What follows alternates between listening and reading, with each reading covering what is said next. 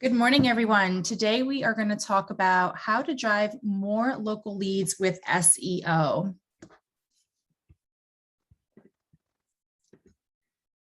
Here at the SBDC, we exist to train, educate, and support entrepreneurs of both new, pre-venture, and established small businesses.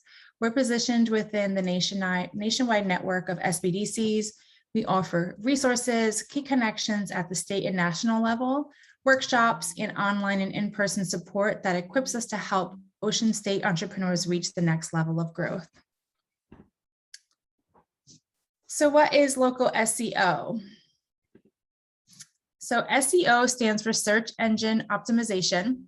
And this is a process where you can improve content so that you rank higher in search platforms like Google. And I just wanted to highlight the process because this is not something you set and forget or you do once, or that it's going to take you 5 or 10 minutes to do. This really is a process. So I want to just mentally prepare you to start that journey.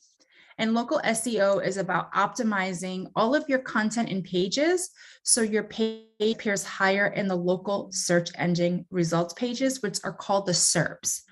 And you really want to focus on ranking higher than your competitors in your local area.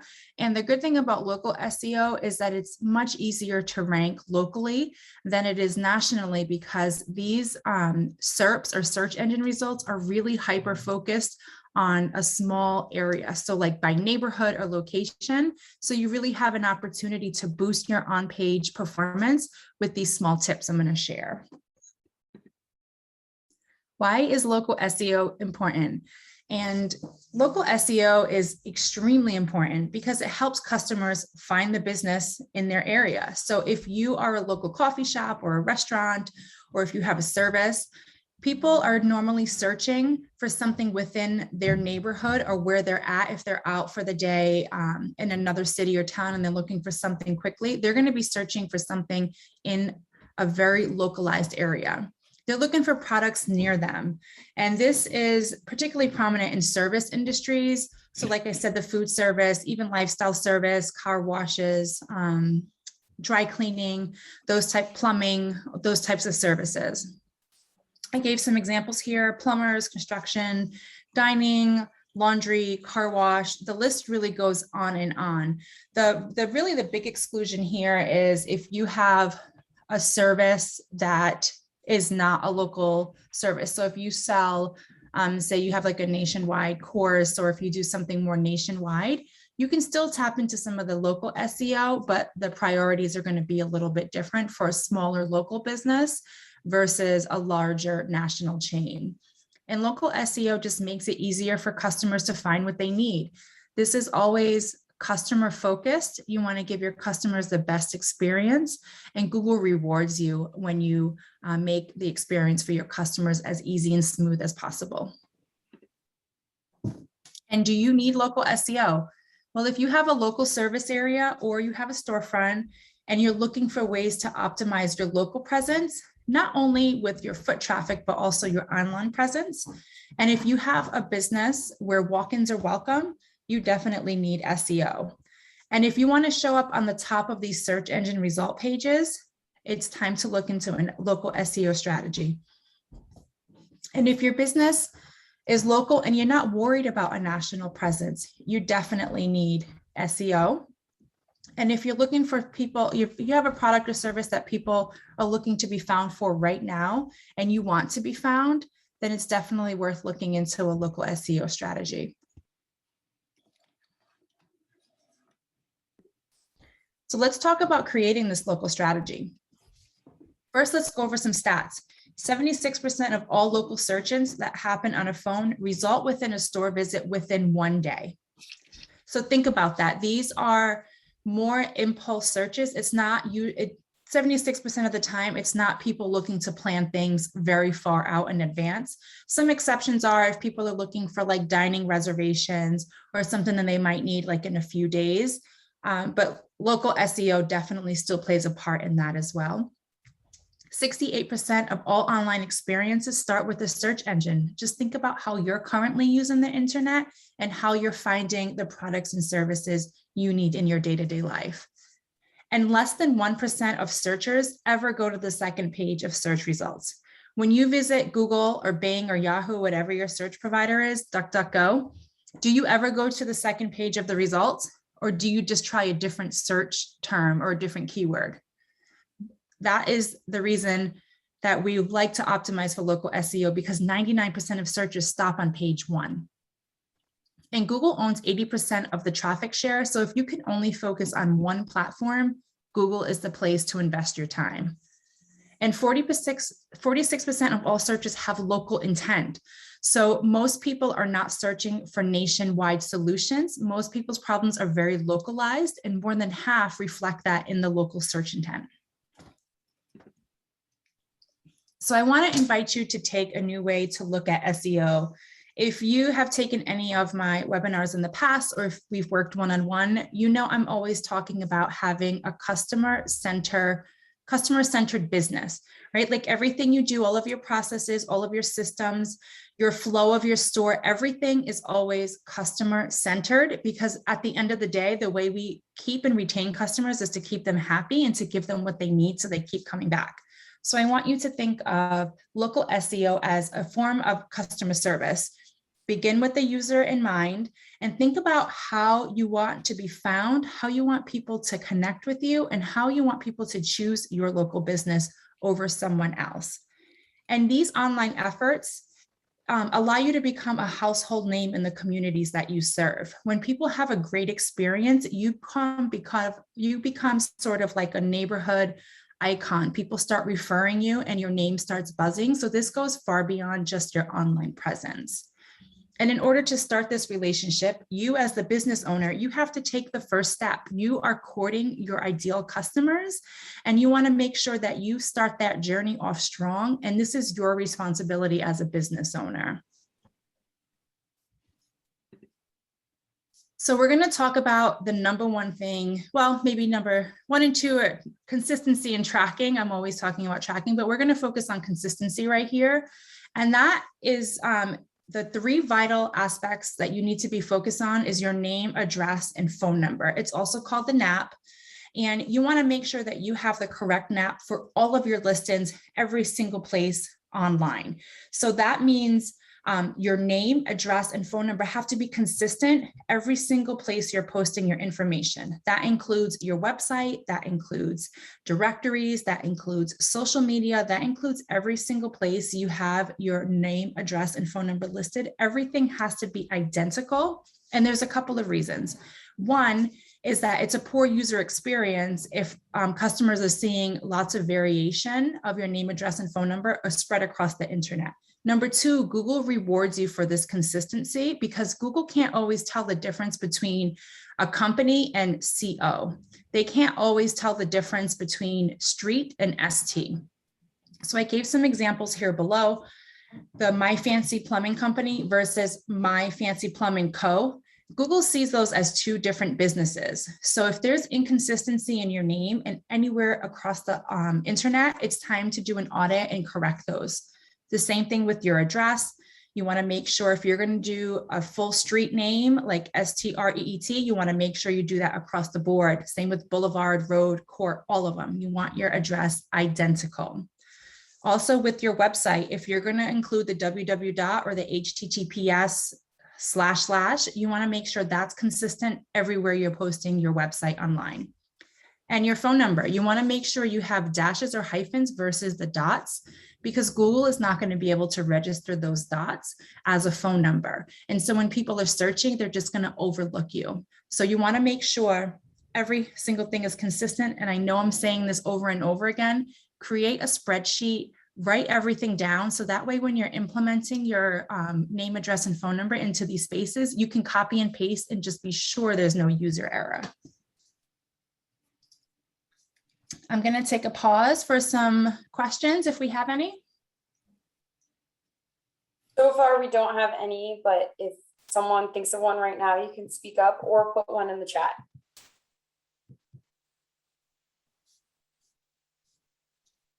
All right, awesome. So the big one we're going to focus on is Google My Business. Now, Google My Business is a free platform where you can provide your important information like your business contact, your hours, the industries you serve, your phone number, every single thing that you could want out on the internet about your business. It really is one of the most important parts of your local SEO strategy. And the way this works is it's a free service, and it will prompt you to walk through step-by-step entering your information. And then your location will need to be verified. So they'll mail you a card with the code, and then you input that in, and that'll allow you to claim your business. Some tips on optimizing your Google My Business is to make sure you upload lots of pictures, as many as you can. You want to make sure you include your business operating hours, and you are able to go in and update these. So if you have holiday hours, or if you're going to be on vacation and not taking walk-ins, or whatever your situation is, you're able to update this listing once you have ownership of it. You're also able to input the categories relevant to your business. These are the industries that you serve. You're also able to update your service areas, right? So if you have a pizza delivery, and you want to update your delivery radius, you're able to put in specifically the areas that you serve. And then you're also able to update your Google My Business with content, events, anything going on in your business. And it's also a great place for people to read reviews. These are two examples of some very local Google searches. So I searched for coffee in Warren versus coffee in Warwick. And you can see that the recommendations Google served to me are very different. And they also provide this map to give the user an idea of where your business is located. And this is why it's so important to have all of your information correct on your listings, because it will drop that little pinpoint on the map so people can get an idea of where you're located. Make sure you add pictures. You want different angles. If you have a food product, make sure you include pictures of your food. If you have different dining spaces, indoor, outdoor, I know especially now with COVID, it's really important to give the user as much information they need so they don't have to go searching somewhere else for what they're looking for. So you want to make sure everything is completely up to date. Please don't be lazy with this, because it makes a huge difference when somebody is searching for something and you have your business hours wrong or the address wrong, and somebody goes to your business to patron you and the information, and they get there and you're closed or you've moved. That creates a negative experience with the user, and they're likely never, ever going to give you a second chance. So you want to make sure that you're making a strong first impression. Next up is local directories. Now, this is one of the biggest ways you could appear in the search engine. Yelp, if you notice, if you search for a very local product, Yelp is almost always in the number one spot. So you want to make sure that you are updating or claiming your profile on Yelp. TripAdvisor, obviously this isn't for all businesses, but if you have, a food service, or, even dry cleaning could be on TripAdvisor, people looking for laundry services when they're traveling. There's all different ways that you could appear in these categories. Yext is a page service where you enter your information in once and it publishes it out to all of the different directories. And I think they have like yearly programs, but it's probably a couple $100 a year. Also social media. This is so important that your business name, address, and hours are accurate on this as well, because Google is recognizing these social media platforms as websites, and your information will pop up. Bing My Business is very similar to Google My Business. They have a smaller share of traffic, but depending on your demographic, it might be a great place for you to get. You should list your business here regardless, but Bing search results might be a good place for you to invest your time. A lot of times the 55 plus demographic tends to do their searching on Bing. Angie's List, also known as Angie, for some of like the home focused products and services, and the Better Business Bureau. And over in the bottom right corner of the slide, I have a full list of business directories. There are over 50 listed. And like I said, if you create a spreadsheet with all of your name, address, and phone number, and you copy and paste it into each of these, like it'll take you a few hours to get through all 50, but it's worth the time investment. When you have multiple listings of your business all over the internet, it signals to Google that you're a real business, you can be trusted, and they tend to give you a boost in your search results. If you have no backlinks to your website, Google's not sure if you're real or not. Any questions? Amanda, we do have one Sure. question. Someone asked if if there should be more than one category as far as their business to make it more specific than broad. Can I have an example? Do you want to come off mute? Give me a second. Can you hear me? Yeah. I'm actually in the my shop business now, so it could be a little loud with background noise, and I apologize for that. No I know when I set up my Google My Business and there were categories that I had to select, I felt like I fell into many categories, and I didn't know if it was important to select as many or if I should just stick to one. And this just goes back to your slide a few slides ago where you were talking about categories. Yeah, so that's a great question. So you definitely want to select all of the industries you serve, like really serve, not just, you know, you maybe sort of could fit into that category. And if we're operating in the gray space, you could technically be in that category. Google doesn't like that. But if you truly serve in that industry, then yes, please select it. And should it be done by primary, like just because we have a broad offering, should it be done by what our most top tier is as the main category? And then I think we have the ability to list like 3 more subcategories, I believe. Yeah, absolutely. Okay. Yep. So prioritize them for sure. Prioritize, that is important. Yes. Okay. Yeah, because if like 80% of your business is one thing and 20% is another, Yep. you want to make sure you're prioritizing that 80%. So then that way, that's where Google's giving you favor. That makes total sense. Thank you very much. My I appreciate pleasure. that. Okay.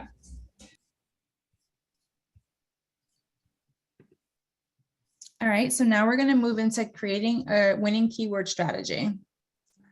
So local keywords are location-specific phrases. So the example is in the slide I did with the images of coffee shop in Warren versus coffee shop in Warwick. So you want to make sure that you're incorporating your local keywords to your site, so that way people understand that your business is local to them. And if there's a town, if there was a Warwick, Massachusetts, it would be important that you put Warwick, Rhode Island. You'll notice that a lot of towns in New England have the same names. So you want to make sure that you're also including your state. So then that way people are not looking for a coffee shop in Warwick and end up in Massachusetts, and then they have a poor user experience, and you miss out on that traffic. So think of how you want to be found, right? So if you picture your customer opening up their computer and typing in the keywords they want to be found, you want to make sure you're being very specific. So here are a couple of examples. So Italian food in Smithfield versus fine dining, and fine Italian dining in Smithfield could be 2 very different places, right? So the basic Italian food could be like an Uncle Tony's, and a fine dining could be, if there was a fine dining in Smithfield, I'm not sure if there is. Another example is a car wash in East Providence versus car detail service in East Providence. While a car wash center may provide detailing services, somebody who's looking for a car detail service is looking for something very different than a car wash. So you want to make sure if you offer one or the other that you're being clear with that distinction. Versus a clothing store in Newport versus where to buy swimsuits in Newport. 2 very different stores, right? A clothing store in Newport could be anything. It could be Black Dog, or it could be one of those little souvenir shops that sell hoodies, right? So 2 very different intents. So you want to make sure that you're really digging deep into the intent of the searcher. So that way you're showing for the right thing, right? Because if somebody's looking for one of these like souvenir hoodies from Newport versus a bathing suit, and then you have a bathing suit shop and they're coming for a hoodie and they click on your website, they're going to bounce off your site within seconds. And once people start bouncing off of your site, that signals to Google that you're not relevant for that, and then you're just going to lose your rankings. Here are some tools for some keyword research. Depending on how big your industry is, you might not get tons of results on these.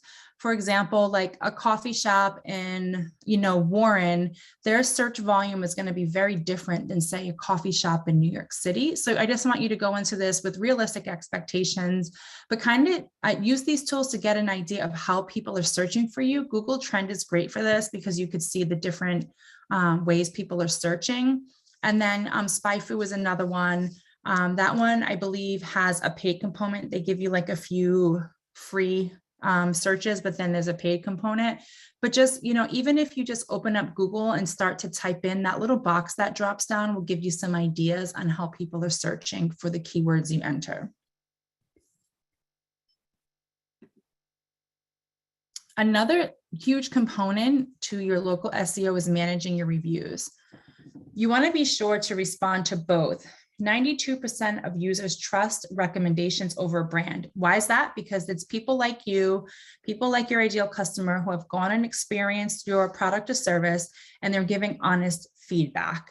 And so people seem to trust those a whole lot more. And people do become wary. If you have all 5 stars and not 1, 4 or below, people do get nervous about that too, because it looks stacked.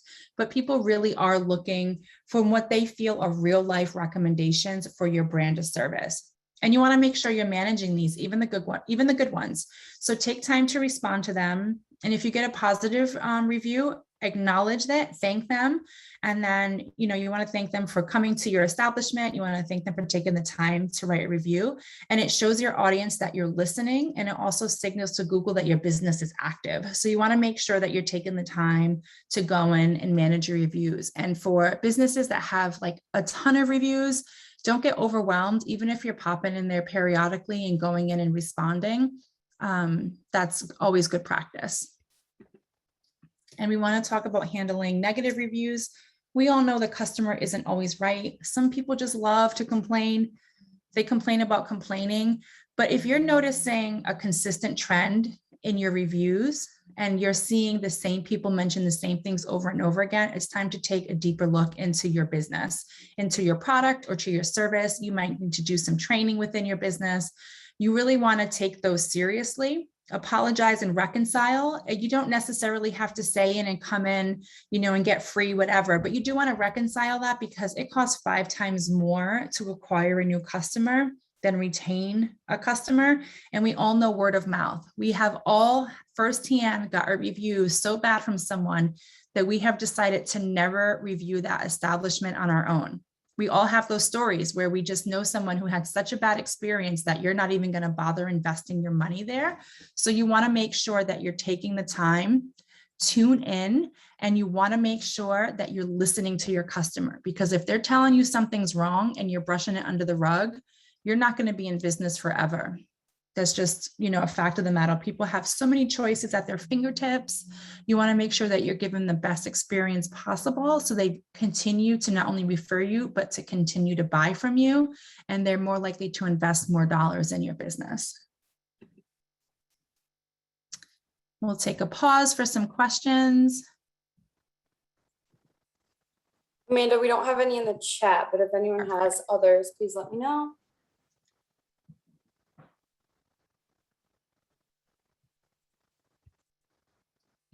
Optimize for mobile. What does this mean? Mobile friendliness is a critical component for how you rank in the search results. This is just going to get more and more important because people are spending more and more time on their smartphone. So when people are looking for a local business, it's almost always on the go. They have their mobile device with them. They pop it open. They're searching for something.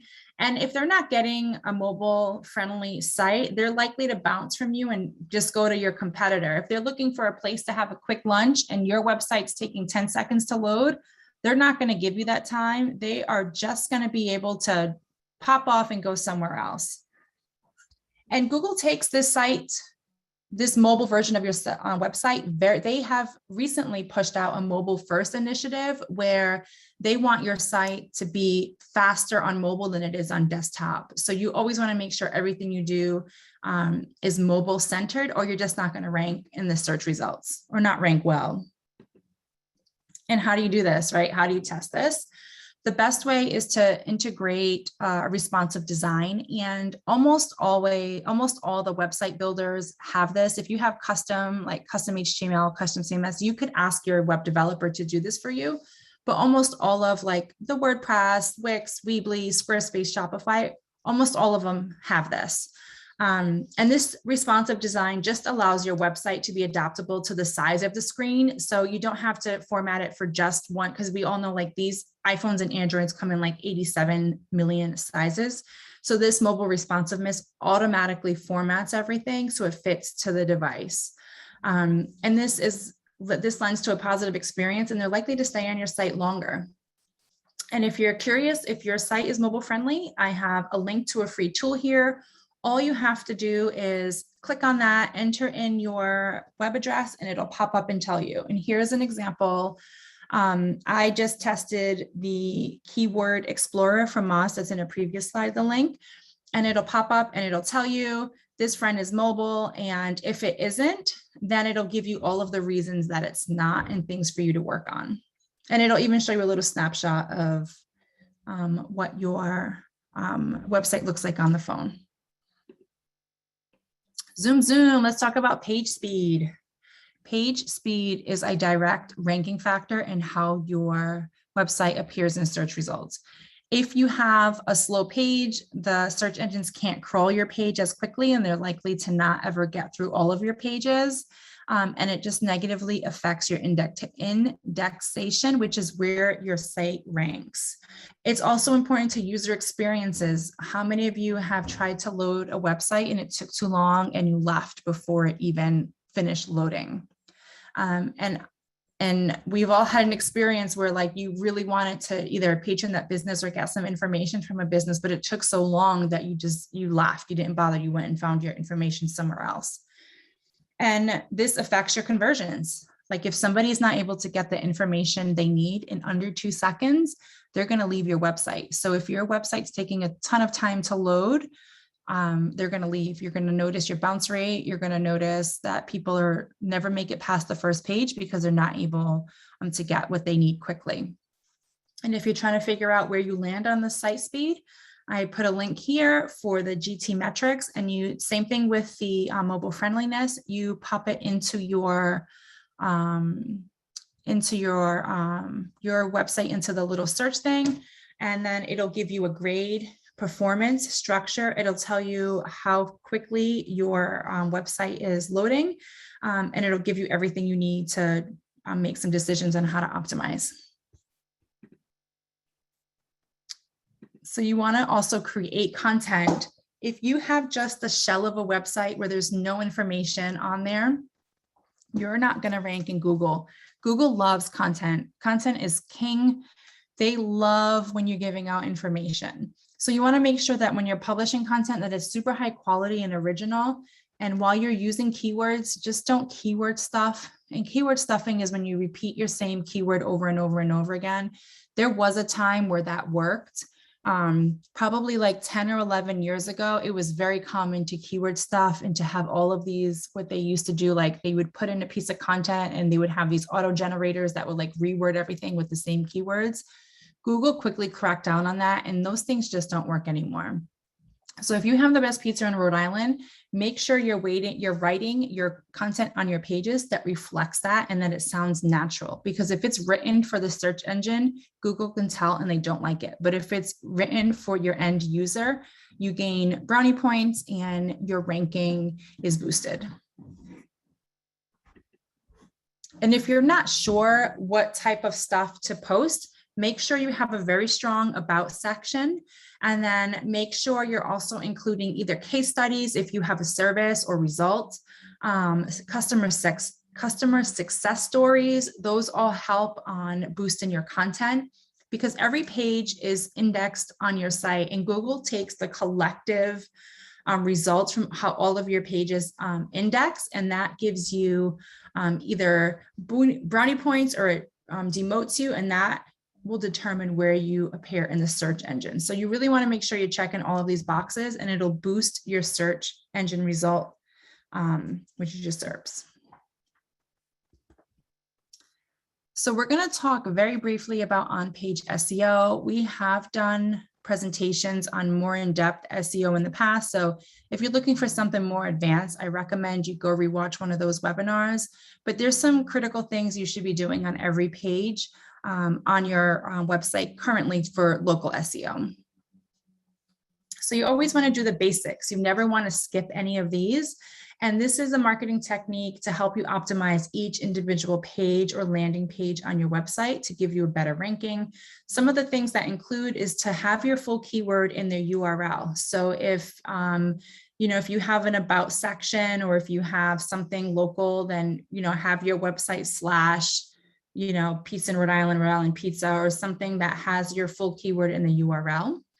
You want to make sure you feature the keyword in the title tag, and that is the main title on the page, your H1, also your H2 and H3.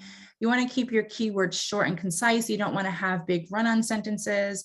And then you want to make sure you're using your keyword in the meta description. So I'll give you a couple of definitions.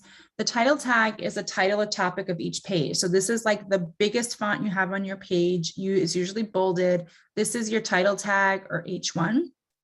Your meta description is a short description that summarizes the content. And all of these are in most website builders. When you create a page or upload something, it'll give you the space. It has the opportunity to enter all of these. Most of them will prompt you, like Squarespace, Shopify, all of these will ask you for all of these data points. Enter them all in. So you also want to make sure that you're naming your images properly. So when you upload your image, make sure it doesn't say image 4562. Like, you name your image forever, whatever you want it to be uploaded as, and then create a short and clear description of the images in the little, the alt image tag space.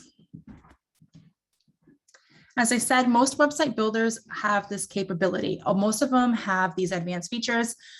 Some of them, just a few years ago didn't, but they have quickly evolved. They know it's important. And so almost all of them have this. One of the biggest ones that I always want to tell you to look out for is see if it has like the results snippet. And that is, have you ever gone to Google and when you type in a question, it'll give you like an answer box, or it'll give you like a drop down so you can answer some questions. You want to make sure you're getting a website builder with a little bit more advanced features. And this is like Squarespace has it. I know Wix is working towards it, but you want to make sure that if it costs you like a few extra bucks a month, to really invest in a website builder that has the full capabilities. Almost all of them have the basics. So even like Weebly, like all of them really have the bare minimum. So you just want to make sure that you're taking advantage of all those opportunities to fill them in completely. And we're going to close out with measuring. It is so important in all of your marketing efforts that you're measuring where you began and where you're ending, because you can't have a true growth strategy for any marketing medium. It could be SEO, it could be paid, it could be email. If you're not measuring where you are, you're not going to know what's working and what's not. So make sure you're always documenting the changes you make and you're measuring everything. Google Analytics is a free tool. I recommend every single business have it. I know your website builder has an analytics component, but it is not nearly as powerful as Google Analytics, and it's free, and they have hundreds of data points, and you're able to do all kinds of really cool reporting and just really check every single detail of your marketing and to see how they're working with each other. So sometimes you'll notice that your organic search will directly affect your direct search, and direct is when people type in www.yourwebsite.com. You'll notice there's lots of correlations with your marketing efforts, but if you're not measuring, you don't know. You need to benchmark and measure every single effort you're putting into your business. So in conclusion, local SEO strategy is just a practice of increasing your local visibility for your from your physical location. You want to generate high quality traffic, and you basically, at the end of the day, we just all want conversions for our local businesses. And this will help you stay relevant and compete with the people that you're serving when you have the same demographic, or if you're serving the same customers. This will give you a leg up so people are finding you.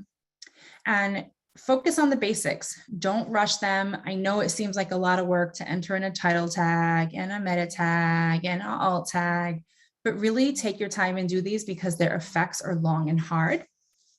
And it's the best way for you to stay relevant is to be constantly working on these. This is nothing in marketing is set it and forget it. You know, even evergreen strategies do require you to revisit them and optimize and evaluate what's working and what's not. So just make sure that you're always in constant motion with your SEO strategy, any marketing strategy really. These are all of the resources. There's links on most of the pages where you can go and find like the different places that you can post your links and your directories. And these are some of the additional resources. The how to update your name, address, and phone number, the NAP. You know, if you have inconsistencies in your NAP, this article will show you how to go and rectify those. And then I also included a complete guide to SEO in case you want to just dig a little bit deeper in this and learn some more outside of what I presented to you today. I would like to thank you all for coming, and this is an opportunity for questions.